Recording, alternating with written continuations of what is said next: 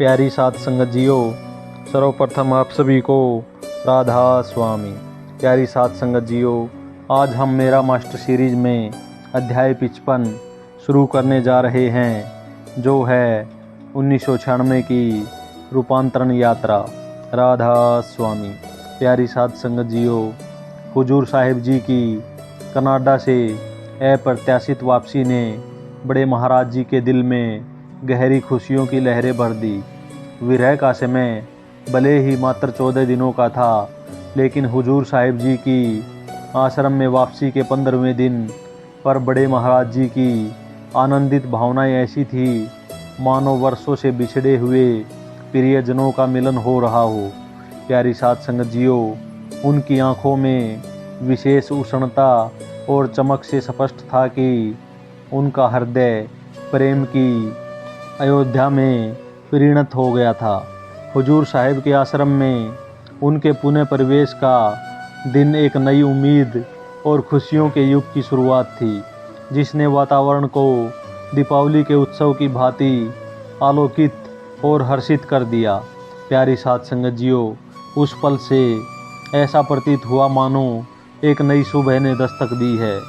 एक ऐसा युग जिसकी आकांक्षा बड़े महाराज जी ने गहरी उत्कंठा के साथ की थी। यह घटना उस अनूठी यात्रा के प्रारंभ का चिन्ह बनी, जिसकी कल्पना बड़े महाराज जी ने आत्मिक धैर्य के साथ की थी। इस घटना के पश्चात बड़े महाराज जी ने अपने सभी विभिन्न कार्यों, चिंताओं और सत्संग से जुड़े कर्तव्यों को हुजूर साहिब के हाथों में सहजता से सौंप दिया था। प्यारी साध संगत जियो, हुजूर साहिब की वापसी के परिणाम स्वरूप बड़े महाराज जी के आचरण में गहन शांति और संतोष की झलक बेहद स्पष्ट नजर आई। उनकी उपस्थिति में एक अद्वितीय पूर्णता और शांत सफलता की आभा उजागर हुई, जो उनके प्रत्येक क्रियाकलाप और संकेतों में व्याप्त थी। प्यारी साध संगत जियो, यह प्रतीत होता था कि उन्होंने अपने हृदय की गहराइयों से हुजूर साहिब जी को नेतृत्व की जिम्मेदारियां सौंप दी थी, जिससे उनके अंदर एक शांतिपूर्ण और संतुष्ट सफलता का अनुभव हो रहा था।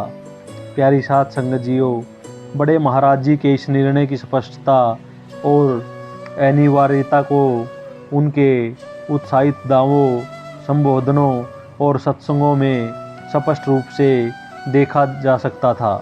प्यारी साध संगत जियो, उन्होंने हुजूर साहिब जी की वापसी के बाद एक सत्संग में स्पष्ट रूप से कहा कि एक आधा भी लायक निकल जाता है तो जीवन सफल हो जाता है। मेरा जीवन सफल हो गया, मुझे मेरा मास्टर मिल गया। प्यारी साध संगत जियो, इसके पश्चात बड़े महाराज जी ने मानो अनूठे सत्संगों की एक श्रृंखला का आरंभ किया। उन्होंने एक गहन आध्यात्मिक सफ़र पर प्रस्थान किया, जिसमें वे विभिन्न नगरों से होते हुए एक आश्रम से दूसरे आश्रम तक गए और ऐसी अपूर्व तीव्रता और नियमितता के साथ आध्यात्मिक ज्ञान की वर्षा की, जो इतिहास में अद्वितीय थी। कभी कभी तो एक ही दिन में 3 बार तक सत्संग का आयोजन किया। उनके सत्संग दिव्य ज्ञान की अमृत धारा बन गए, जैसे स्वयं दिव्य लोक से वर्षित हो रहे हो। प्यारी साध संगत जियो, इस परिवर्तनकारी अवधि में बड़े महाराज जी ने आश्रम के वित्तीय प्रबंधन से लेकर कृषि, प्रशासन, निर्माण और यहाँ तक कि सत्संग के आयोजन तक सभी महत्वपूर्ण जिम्मेदारियों को हुजूर साहिब जी के सुयोग्य हाथों में सौंप दिया था। प्यारी साध संगत जियो, उनके गुरुमुख को सभी कार्यों, कर्तव्यों और पहलुओं का प्रबंधन इतनी कुशलता और सफलता के साथ करते हुए देखना बड़े महाराज जी के हृदय को अपार आनंद, संतोष और शांति की अनुभूति से भर देता था।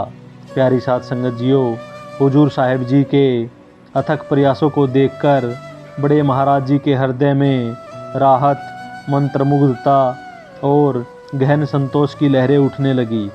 ऐसा लगा मानो संपूर्ण सत्संग अक्षेत्र एक विस्तृत अनंत प्रांतर में परिणत हो गया हो, जहाँ गुलाब के फूलों का एक उज्जवल समुंदर लहलहा रहा हो। प्यारी साध संगत जियो, विनोद धाम ज्ञान के खोजी साधकों के लिए एक आश्रय स्थली बन गया, जो अब भारी संख्या में बड़े महाराज जी की दिव्य अनुकंपा में स्नान करने आ रहे थे। प्यारी साध संगत जियो, उनकी दिशा निर्देशना में विनोद आश्रम ने आध्यात्मिक के एक नवोदित केंद्र के रूप में ख्याति प्राप्त की, जिसकी दिव्य ऊर्जा और पवित्रता की ख्याति विश्व भर में फैलने लगी। प्यारी साध संगत जियो, प्रकृति के विस्मयकारी चक्कर में प्रत्येक मौसम का आगमन और प्रस्थान निश्चित और आवश्यक है। वर्तमान मौसम भी जो एक क्षणिक कृति की तरह बदलाव के लिए तैयार था। प्यारी साध संगत जियो, प्रकृति के भविष्य में आने वाली उपहारों की प्रतीक्षा में नवीनीकरण के लुभावने वादे छिपे होते हैं, परंतु असली परीक्षा तब आती है जब हम एक मौसम से दूसरे में संक्रमण की यात्रा करते हैं। यह अवधि जो परिवर्तन के लिए अनिवार्य है, अक्सर कठिनाइयों और चुनौतियों से भरी होती है।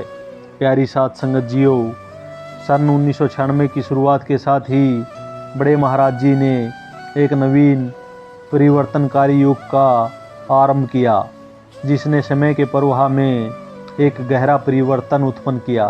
प्यारी साध संगत जियो, इस यात्रा के प्रारंभिक दौर में उन्होंने हुजूर साहिब जी को संगत के मध्य मुख्य भूमिका में प्रतिष्ठित करने की दिशा में कदम बढ़ाया, जहां उन्होंने वह महत्वपूर्ण जिम्मेदारियां सौंपी गई जो पूर्व में बड़े महाराज जी स्वयं निभाया करते थे।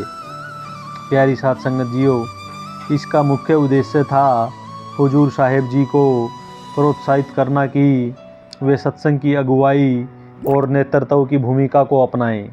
प्यारी साध संगत जियो, बसंत पंचमी के शुभ अवसर पर जो 18 वर्ष पूर्व हुजूर साहिब जी द्वारा उनकी आध्यात्मिक यात्रा के आरंभ का प्रतीक था, एक उल्लेखनीय समारोह का आयोजन किया जा रहा था। इस पवित्र दिवस पर बड़े महाराज जी ने अपने मौन व्रत का पालन समाप्त करते हुए एक विशाल संगत को अपने दिव्य और प्रेरणादायक वचनों से आशीर्वादित करने वाले थे। प्यारी साध संगत जियो, अपनी 1 महीने की लंबी मौन साधना समाप्त करने के बाद बड़े महाराज जी ने हुजूर साहिब जी को बुलाया और उन्हें सत्संग का नेतृत्व करने का निर्देश दिया।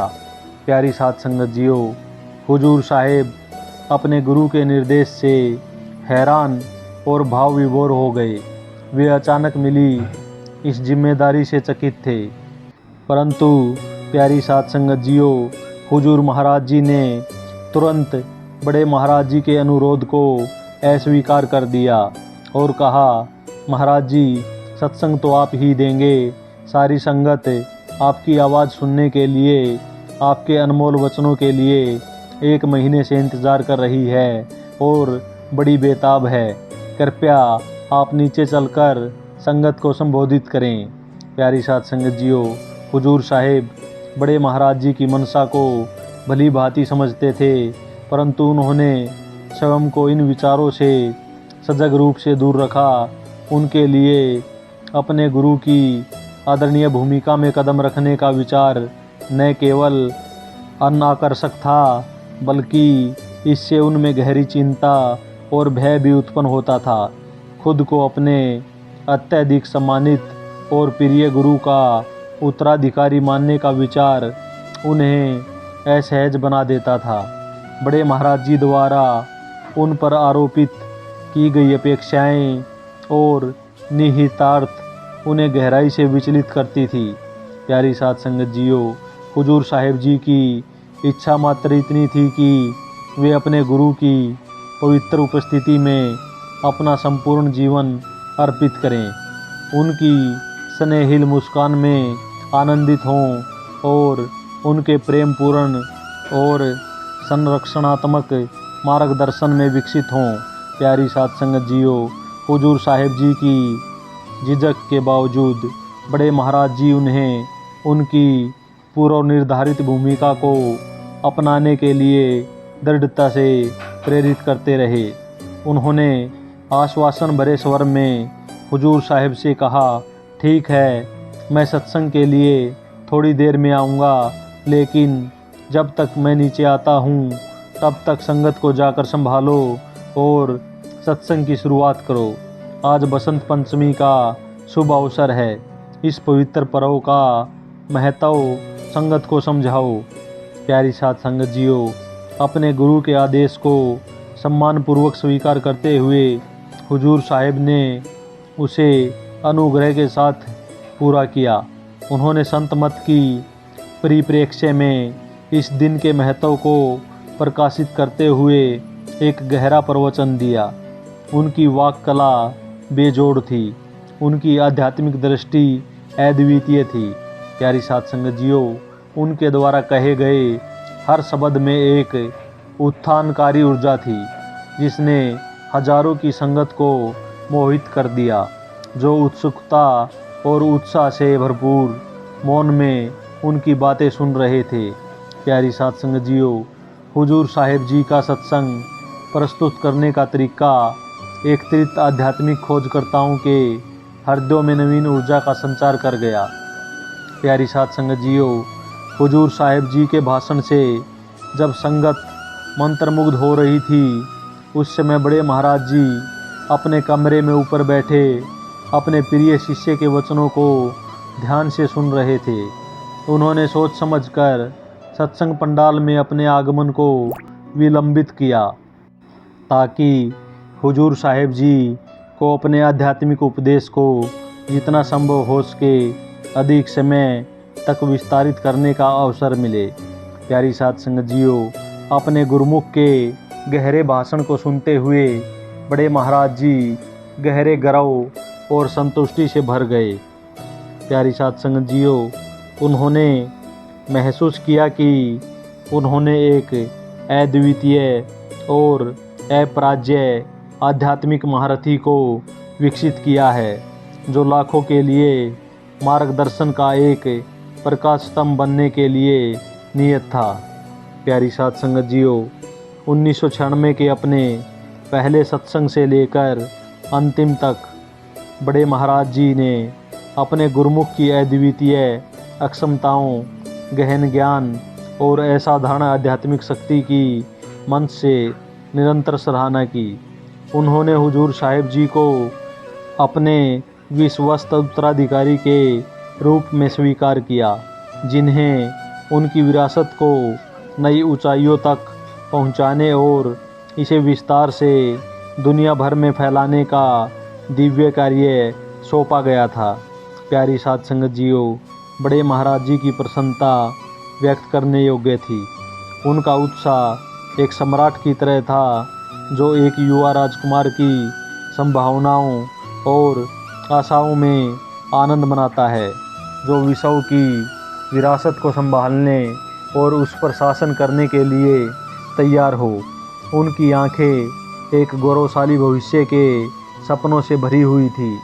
प्यारी साध संगत जियो, पर दूसरी ओर बड़े महाराज जी द्वारा हुजूर साहिब जी को उनके उत्तराधिकारी के रूप में और सत्संगों में प्रमुख भूमिका निभाने के लिए निरंतर प्रोत्साहन देने की वजह से हुजूर साहिब जी खुद को एक नई चुनौती का सामना करता हुआ महसूस कर रहे थे। प्यारी साध संगत जियो, बड़े महाराज जी की उनकी संभावित उपलब्धियों पर उत्साहित टिप्पणियों ने उनके भीतर विविध भावनाओं का संचार किया। यह अपेक्षा उनमें एक ऐसा डर पैदा कर रही थी, जैसे किसी को अपनी पतंग की डोर ढीली छोड़ने पर महसूस होता है। यह उनके गुरु से दूर हो जाने की आशंका का प्रतीक था। प्यारी साध संगत जियो, 1996 में दार्जिलिंग में पूर्वोत्तर सत्संग यात्रा के अवसर पर बड़े महाराज जी ने एक अन्य महत्वपूर्ण जिम्मेदारी हुजूर साहिब जी को सौंप दी। एक सत्संग के समापन के पश्चात हुजूर साहिब जी ने नामदान के इच्छुक श्रद्धालुओं को एक कमरे में व्यवस्थित किया, पर जब हुजूर साहिब जी ने बड़े महाराज जी को नामदान देने के लिए उनकी उपस्थिति का अनुरोध किया तो बड़े महाराज जी ने थकान का हवाला देते हुए उन्हें ही नामदान की प्रक्रिया को समझाना और संगत को पूरी आध्यात्मिक यात्रा की अवधारणा प्रस्तुत करने के लिए निर्देशित किया। प्यारी साध संगत जियो, यह कार्य आमतौर पर अनुभवी गुरु या संतों द्वारा किया जाता है, जिनकी स्वयं की रसाई सतलोक से भी आगे की हो। प्यारी साध संगत जियो, दार्जिलिंग की यात्रा के बाद बड़े महाराज जी ने नामदान प्रक्रिया के विस्तार और विवरण की जिम्मेदारी पूर्णतः हुजूर साहिब जी को सौंप दी, जिन्होंने इसे आगामी सत्संगों में संचालित किया। वे हुजूर साहिब जी को नवनियुक्त शिष्यों को आध्यात्मिक मार्गदर्शन और ज्ञान प्रदान करते हुए गौरव भरी हुई नज़रों से देखते थे। जैसे ही हुजूर साहिब द्वारा सभी आवश्यक ज्ञान साझा कर लिया जाता, बड़े महाराज जी श्रद्धालुओं के पास जाकर उनके सिर पर हाथ रखकर उन्हें अपना आशीर्वाद देते। 1996 में जून के बाद बड़े महाराज जी ने चरण फेरी और घरेलू सत्संगों में अपनी भागीदारी में काफ़ी कमी कर दी, जिससे प्रभावी रूप से इन गतिविधियों का संचालन बंद हो गया। प्यारी साध संगत जियो, जब भगत उनके पास आकर अपने घर पर सत्संग के लिए उनकी पवित्र उपस्थिति की याचना करते तो वे विनम्रता से इनकार कर देते और बदले में सुझाव देते, मैं मास्टर को भेज दूंगा, वह तेरे यहाँ सत्संग कर देगा। प्यारी साध संगत जियो, नवंबर का महीना आते आते जब भिवानी में बड़े महाराज जी ने अपना अंतिम सत्संग आयोजित किया, तब उन्होंने हुजूर साहिब को कर्मशः अपनी सारी जिम्मेदारियां सौंपने की ठानी। भिवानी सत्संग संपन्न होने के उपरांत उन्होंने संगत को सूचना दी और निवेदन किया कि वे दिनोद में आयोजित होने वाले दैनिक दरबार में उनसे मिलने नहीं आए, क्योंकि वे एक दीर्घ यात्रा पर निकलने वाले थे। प्यारी साध संगत जियो, उन्होंने संगत से आग्रह किया कि वे दर्शनों के लिए उनके पास न आएं, क्योंकि वे कुछ समय एकांत में बिताना चाहते थे। प्यारी साध संगत जियो, सत्संग समाप्त होने पर उन्होंने हुजूर साहिब जी को निर्देश दिया कि वे नामदान की प्रतिक्रिया को जारी रखें और नए प्रेमियों को इसके महत्वपूर्ण पहलुओं को विस्तार से समझाएं। जब हुजूर साहिब उनके हुक्म का पालन करने के लिए उनके कमरे से निकले, तब बड़े महाराज जी ने उस समय उनके बिस्तर के पास बैठे कुछ गिने चुने लोगों की ओर मुड़कर एक अत्यंत संतुष्ट और सौप्रिल स्वर में ये शब्द कहे, अब मेरा मास्टर सत्संग किया करेगा और मैं बैठकर देखा करूँगा।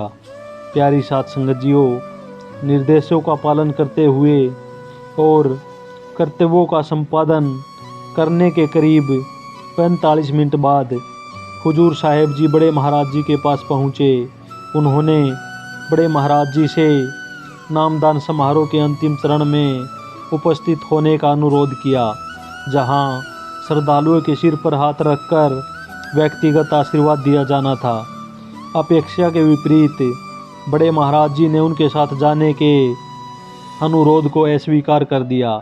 इसके बजाय उन्होंने हुजूर साहिब को आगे बढ़ने और समारोह को स्वयं संभालने के निर्देश दिए। प्यारी साध संगत जियो, बड़े महाराज जी ने उन्हें उपस्थित आत्माओं के मार्गदर्शन और पवित्रीकरण की महत्वपूर्ण जिम्मेदारी सौंपते हुए उनसे कहा, मास्टर, आज तू ही सबके सिर पर हाथ रखकर आशीर्वाद दे दे। सारे काम तो तूने संभाल ही लिए हैं, यह भी तू ही कर दे। प्यारी साध संगत जियो, आदेशानुसार हुजूर साहिब ने प्रत्येक उपस्थित व्यक्ति को अपने हाथों से व्यक्तिगत आशीर्वाद देने की पवित्र प्रक्रिया को निरंतरता प्रदान की। इस दौरान बड़े महाराज जी मध्य में बैठे अपने गुरुमुख हुजूर साहिब की क्रियाओं को ध्यानपूर्वक निरीक्षण करते रहे, जो विधिवत और सूक्ष्मता से एकत्रित आत्माओं के जीवन को परिवर्तित कर रहे थे। प्यारी साध संगत जियों, बड़े महाराज जी की दृष्टि इस पूरी प्रतिक्रिया के दौरान उनके गुरुमुख पर निरंतर टिकी रही। जब उन्होंने अपने जीवन भर के सपने के साकार होने का दृश्य देखा, उनकी आंखें भावनाओं से भर उठी। हुजूर साहिब ने जब अंतिम नामदान पूरा किया तो उन्होंने उठकर देखा कि बड़े महाराज जी भाव विभोर नेत्रों के साथ उनके सम्मुख खड़े हैं। प्यारी साध संगत जियों, उनकी नज़रें मिली और उस क्षण ने समय की सीमाओं को पार कर दिया। बड़े महाराज जी को मौन आंसू बहाते देखकर हुजूर साहिब जी के मन में गहरी असहायता की भावना उत्पन्न हुई और उनके मन में यह दृढ़ संकल्प जागा कि वे अपने गुरु को दोबारा यूँ चिंताग्रस्त नहीं होने देंगे। प्यारी साध संगत जियों, यह क्षण 45 वर्ष पहले की उस भावपूर्ण मुलाकात का प्रतिबिंब था, जब बड़े महाराज जी ने पहली बार एक बाल हुजूर साहिब जी की आंसू भरी आंखों को देखा था। यह वही असहायता की भावना थी जिसने 45 वर्ष पहले बड़े महाराज जी के हृदय को घेर लिया था, जब उन्होंने 4 वर्ष के छोटे हुजूर साहिब जी की आंसू भरी आंखों को पहली बार देखा था। उस समय बड़े महाराज जी ने उन आंखों को देखते हुए कामना की थी कि यदि मैं इसका बड़ा भाई होता तो इसे कभी नहीं रोने देता। प्यारी साध संगत जियों, यह क्षण प्रेम के चक्कर की पूर्णता का प्रतीक था, जो करुणा की गहराइयों से उपजा था और अब अपनी पूर्ण अवस्था का अद्भुत संगम दर्शा रहा था। उस भावपूर्ण क्षण में बड़े महाराज जी के चेहरे पर एक दिव्य मुस्कान खिली, एक ऐसी प्रकाशमय मुस्कान जो मानो उनके शिष्य की उपलब्धि का जश्न मना रही थी, उनकी विजय का सार्थक प्रमाण। फिर उन्होंने हुजूर साहिब की ओर अपना हाथ बढ़ाया, जिन्होंने आगे बढ़कर उनका हाथ थामा और बड़े महाराज जी की उंगलियों के संग अपनी उंगलियां गूंथी और फिर साथ ही वे एक दूसरे का हाथ पकड़कर कार की ओर चल पड़े। प्यारी साध संगत जियों, फिर हुजूर साहिब बड़े महाराज जी को सत्संग घर से दिनोद आश्रम तक एक अंतिम बार गाड़ी चलाकर ले गए, बिना यह जाने कि यह उनकी बड़े महाराज जी के आध्यात्मिक सारथी के रूप में अंतिम सेवा होगी। राधा स्वामी।